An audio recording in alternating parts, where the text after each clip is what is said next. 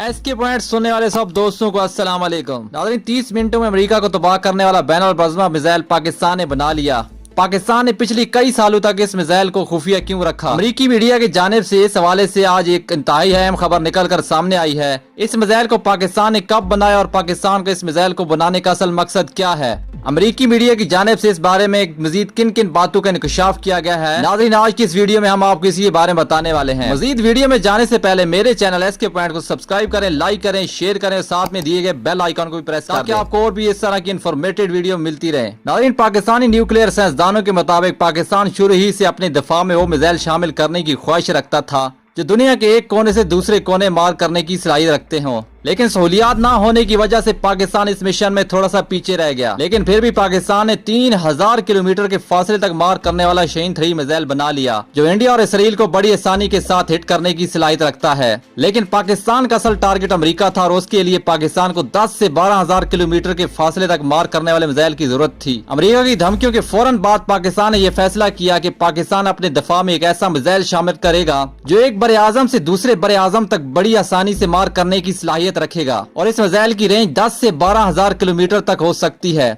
ये बात अभी तक किसी को भी मालूम नहीं कि पाकिस्तान ने यह मिसाइल बना लिया है।